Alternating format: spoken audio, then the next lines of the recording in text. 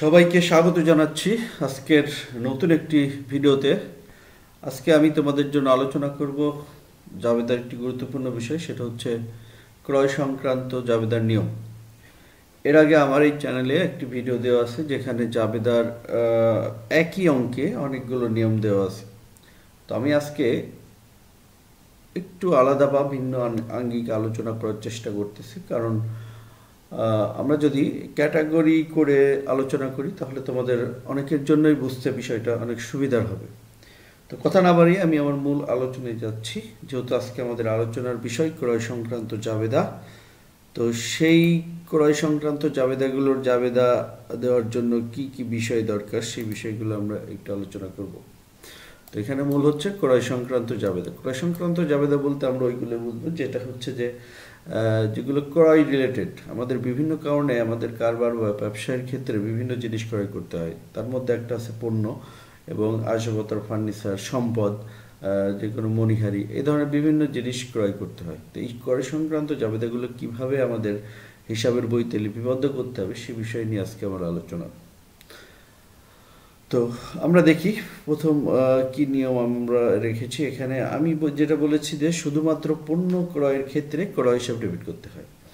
হ্যাঁ, এই কথাটা আমাদের অবশ্যই মনে রাখতে হবে, কারণ হিসাব বিজ্ঞানের নিয়ম অনুযায়ী আমরা পণ্যর নামে কখনো কোনো হিসাব লিখি না। এইটার নামে হিসাবের বইতে কখনো আমরা কোনো ক্ষেত্রেই কখনোই লিখবো না যে পণ্য হিসাব ডেবিট, পণ্য হিসাব ক্রেডিট।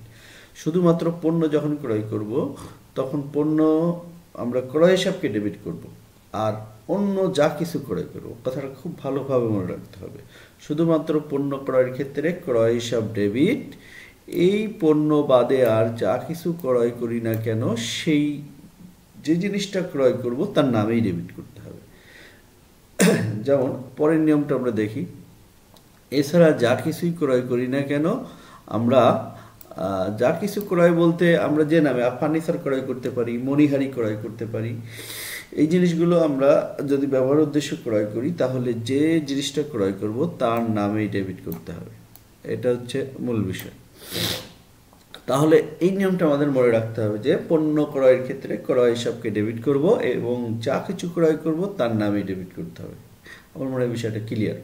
তো এখন আমরা ডেবিট তো করলাম, কিন্তু আমাদের হিসাব বিজ্ঞানের নিয়ম অনুযায়ী কি? হিসাব বিজ্ঞানের নিয়ম বলে যে আমরা ঠিক যত টাকা ডেবিট করব তত টাকাই আমাদেরকে ক্রেডিট করতে হবে। যত টাকাই ডেবিট করব তত টাকাই আমাদেরকে কি করতে হবে? ক্রেডিট করতে হবে। তো আমরা ডেবিট যখন করব এই দুইভাবে, আমরা সাধারণত পণ্য অথবা অন্যান্য যা কিছু এই দুইটাই ক্রয় হয়, তাছাড়া তো তেমন কিছু ক্রয় হবে না। তো পণ্য এই দুইটার ক্রয়ের ক্ষেত্রে আমরা ডেবিটটা বুঝলাম। এখন ক্রেডিট যদি করতে হয়, ক্রেডিটটা কীভাবে হতে পারে? ক্রেডিট করার আগে আমাদের একটা জিনিস বুঝতে হবে, আমরা কোনো কিছু যদি ক্রয় করি তাহলে ক্রয়ের পেমেন্টটা হয় তিনভাবে। কয়ভাবে হয়? তিনভাবে। কীভাবে হয় সেটা আমরা একটু দেখি। সাধারণত কোনো কিছু ক্রয় করার পরে তিনভাবে মূল্য পরিশোধ করতে হয়। সাধারণত আরও অনেকভাবে পরিশোধ করা যেতে পারে, কিন্তু আমরা এইসব নিকাশের সাথে আমাদের যখন অঙ্ক করব তখন যে মূল্য পরিশোধের যে বিষয়গুলো আসবে সেখানে আমরা সচরাচর তিনটা ওয়ে পাই। তো তিনটা ওয়ের মধ্যে কীভাবে কি আমরা প্রথমটা দেখি। প্রথমে নগদে হতে পারে, এটা হতে পারে নগদে। দ্বিতীয়টা হতে পারে কি? চেকে হতে পারে। তৃতীয়টা কি হতে পারে? ধারে হতে পারে। সচরাচর তিনটা ওয়ে থাকে আমাদের, হয় নগদে, চেকে, না হলে ধারে। তো এখন দেখতে হবে আমি যে জিনিসটাই পণ্য ক্রয় করি বা অন্য যে কোনো কিছুই ক্রয় করি আমি মূল্যটা কিভাবে পরিশোধ করতেছি। যদি নগদে পরিশোধ করি আমাদের অবশ্যই নগদান হিসাব কী হবে? ক্রেডিট হবে। আর যদি চেকে পরিশোধ করি, চেকে পরিশোধ মানে বিষয়টা বোঝা যায় যে আমি যখন চেকে পরিশোধ করবো টাকাটা কিন্তু আমার ক্যাশ থেকে যাবে না, টাকাটা যাবে ব্যাংক থেকে, এই জন্য আমার ব্যাংক হিসাবকে আমি ক্রেডিট করব। আর যখনই আমি আমার পণ্য বা যে কোনো ক্রয়টা ধারে থাকবে তখন সেটাকে আমি বলবো প্রদেয় হিসাব, বা যেটাকে আমরা বলি যে পাওনাদার হিসাব, যেটা একদম খাঁটি বাংলায় যদি বলি পাওনাদার হিসাব ক্রিয়েট করতে হবে। অর্থাৎ সিম্পল জিনিস আমাদের এই চারটাই, তিনটা জিনিস যদি আমরা মনে রাখি, এই দুইটা জিনিস যদি মনে রাখি তাহলে আমাদের ক্রয় সংক্রান্ত যে জাবেদাই আসুক না কেন, যা ক্রয় করি যেভাবেই আসুক না কেন আমরা কিন্তু পারবো। মূল কথা দেখতে হবে যে আমি কী ক্রয় করতেছি। যদি পণ্য ক্রয় করি ক্রয় হিসাব ডেবিট, এখন যদি নগদে ক্রয় করি নগদান হিসাব ক্রেডিট, চেকে ক্রয় করলে ব্যাংক হিসাব ক্রেডিট, আর ধারে ক্রয় করলে প্রদেয় হিসাব ক্রেডিট। আমি যদি মণিহারি ক্রয় করি, মণিহারি যদি ক্রয় করি তাহলে এই যা কিছু ক্রয় করব তার নামেই ডেবিট, যা কিছু ক্রয় করব তখন মণিহারি হিসাব ডেবিট, আর যদি মনিহারিটা নগদে ক্রয় হতে পারে তাহলে নগদান হিসাব ক্রেডিট, চেকে হলে ব্যাংক হিসাব ক্রেডিট, ধারে হলে প্রদেয় হিসাব ক্রেডিট। সিম্পল।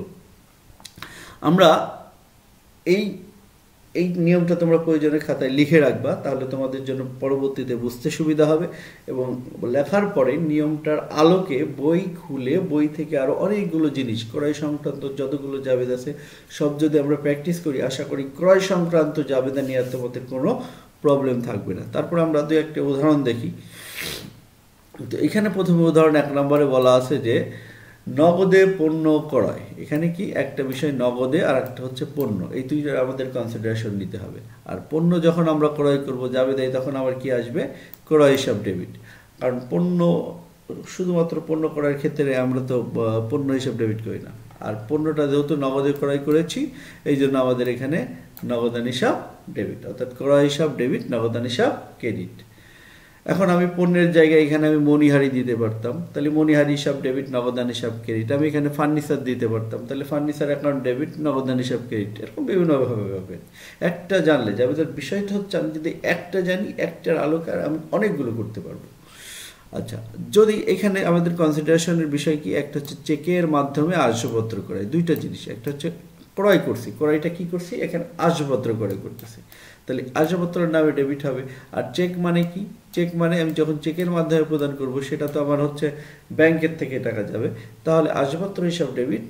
আর চেকের জন্য আমরা চেক হিসাব কখনো ক্রেডিট করব না, আমরা অবশ্যই ব্যাংক হিসাব ক্রেডিট করব। এই যে আসবাবপত্র হিসাব ডেবিট আর একটা হচ্ছে ব্যাংক হিসাব ক্রেডিট। আসবাবপত্র হিসাব ডেবিট, ব্যাংক হিসাব ক্রেডিট, খুব সিম্পল। তারপরে আমরা যদি দেখি ধারে মনিহারি ক্রয়, একটা হচ্ছে ধারে ক্রয় আর একটা হচ্ছে কি করছি, মনিহারি ক্রয়। সিম্পল নিয়ম, আমাদের নিয়ম অনুযায়ী কি, মনিহারি ক্রয় করলে ডেবিট, যা ক্রয় করব তার নামেই ডেবিট। আর ধারে যেহেতু যখনই ধারের বিষয় আসবে ক্রয়ের ক্ষেত্রে তখন প্রদেয় হিসাব আসবে। সিম্পল জিনিস। অর্থাৎ ধারে মনিহারি ক্রয়, মনিহারি হিসাব ডেবিট, প্রদেয় হিসাব ক্রেডিট। এখানে ধারে আসবাবপত্র ক্রয়, তাহলে আসবাবপত্র হিসাব ডেবিট, প্রদেয় হিসাব ক্রেডিট। আমি যদি দিই ধারে পণ্য ক্রয়, ক্রয় হিসাব ডেবিট, প্রদেয় হিসাব ক্রেডিট। যা কিছু হোক না কারণ একই নিয়মে যাবে, সবগুলো একই নিয়মে যাবে। আমরা এখানে দেখি এই যে মনিহারি হিসাব ডেবিট, প্রদেয় হিসাব ক্রেডিট, এ হচ্ছে বিষয়। এটা হচ্ছে আমরা আশা করি তোমরা যদি প্রথমে এই নিয়মটা বুঝে তারপরে এগুলো প্র্যাকটিস করো, আমার মনে হয় না ক্রয় সংক্রান্ত জাবেদা নিয়ে আর তোমাদের কোনো প্রবলেম হবে। তার আগে আরেকটা জিনিস বলে নিই, এর আগে কিন্তু আমরা আরেকটা নিয়মে জাবেদা করেছি, সেটা হচ্ছে হিসাব বিজ্ঞানের যে গোল্ডেন রুল আছে, যে কোনো ব্যয় হিসাব, ব্যয়, সম্পদ এবং উত্তোলন বাড়লে ডেবিট, কমলে ক্রেডিট। অন্যদিকে আয়, দায় এবং মূলধন যদি কমে ডেবিট, বাড়লে ক্রেডিট, সেই নিয়ম অনুযায়ী কিন্তু হয়। এখানে আমরা ক্রয় হিসাবকে ডেবিট করি কারণ ক্রয় হচ্ছে একটা ব্যয়, আর ব্যয় বাড়লেই ডেবিট। আর এখানে আমি নগদান হিসাব যখন পরিশোধ করব ক্রেডিট কেন করি, কারণ আমরা জানি সম্পদ বৃদ্ধি পেলে ডেবিট, সম্পদ হ্রাস পেলে ক্রেডিট। যার কারণে নগদ টাকা যদি চলে যায় তাহলে আমাদেরকে তো ক্রেডিট করতেই হবে। আবার ব্যাংক তো আমার একটা সম্পদ, এটাও যদি কমে যায় তাহলে ক্রেডিট করতে হবে। আবার দায়, যখন আমি বাকিতে ক্রয় করবো আমার দায়টা বাড়বে, আর দায় বাড়লে ক্রেডিট, ওইটা একটা নিয়ম। ওই নিয়মটা তো আমরা জানবো, এটা বেসিক রুলস। এবং এই নিয়মটা আমরা যদি জানি, এইটা যদি জানি সম্পূর্ণভাবে, তাহলে আমাদের ক্রয় সংক্রান্ত জাবেদা নিয়ে আশা করি কোনো প্রবলেম হবে না।